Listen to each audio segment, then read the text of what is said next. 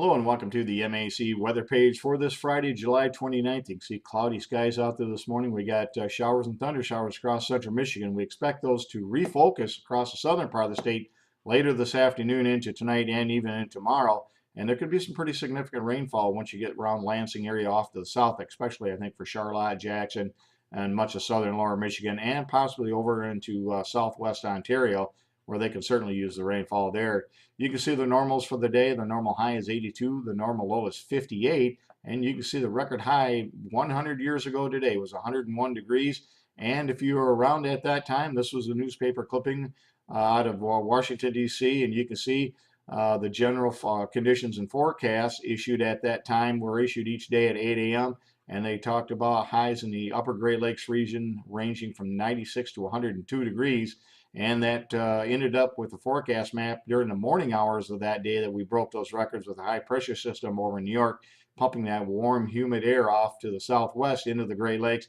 And you can see record highs set on this date 100 years ago today, 96 at Sault Ste. Marie, 99 at Alpena, 100 degrees in Saginaw, 101 at Alma, and 104 degrees at Ann Arbor. So, and this map was issued by the Department of Agriculture, which previously in 1913 was issued by the Department of War. If we look at the yesterday's conditions around the MAC area, you can see highs mainly in the low to mid 80s. And as far as precipitation goes, Newaygo 82 hundredths of an inch, plus they've had 17 hundredths or more. It's been a half an hour since I checked it. They picked up another 17 inches, so almost an inch of rain here over the last 24 hours. 14 hundredths at Lansing. A pretty good thunderstorm. We'll show you that on satellite across Blissfield, just missing Jasper. Picked up a little over half an inch there, a third of an inch at St. Thomas, and 2/3 of an inch at London. If we look at the satellite map this morning, you can see as this begins to start up, you can see the colder cloud tops at the beginning of the frame here across southeast lower Michigan. That's what brought Blissfield their thunderstorm yesterday. And you can see this morning the colder cloud tops indicate showers and thunder showers across much of mid-Michigan.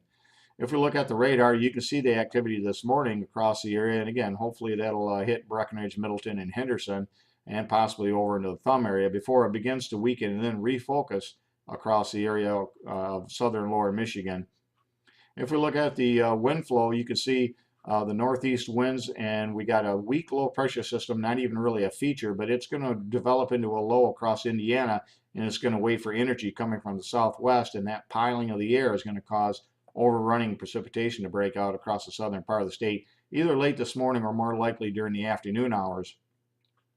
If we look at current conditions across the area, temperatures in the low to mid 60s, and again, you can see since midnight, 22 hundredths of an inch at Newaygo and just a hundredth of an inch at Middleton and Breckenridge. Most of the rest of the precipitation fell yesterday prior to midnight. And again, you can see across the Great Lakes, temperatures in the 60s across most of the lower peninsula, 50s to the UP, and even chilly mid-40s as you get over towards Ironwood. Currently, that's the low temperature around the state, with Flint having a high at 70. If we look at the moisture compared to normal, and you can see July has been a pretty good month across all of the areas with one exception, at St. Thomas. And again, just over half of the normal precipitation for the month. Now, hopefully they'll do quite well today, but again, you can see the damage has already been done, I think, across many portions of southwest Ontario. Again, only 4,300 or 43% of what they should normally have gotten here over the last 3 months. Not good.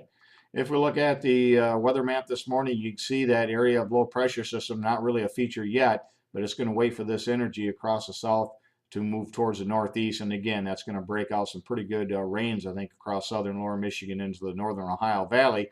And by tomorrow morning, that low pressure system develop, waiting for this other low, then it'll begin to move off towards Ohio. And as we get into Sunday morning, you can see that low over northeast Ohio again, bringing a chance of at least scattered thunderstorms to much of the Great Lakes area. Again, many hours it'll be dry, but especially across the southern lower Michigan, more widespread rainfall is expected there, with many locations picking up at least a half inch to an inch or more in isolated areas. And again, you can see that the European that we talked about yesterday and the Canadian had a pretty good handle on heavier precipitation amounts. And again, the WPC now coming around to the idea, actually this is a 96-hour forecast. And again, once you get south of M46 from there south, looks like some pretty good beneficial rains across much of the area.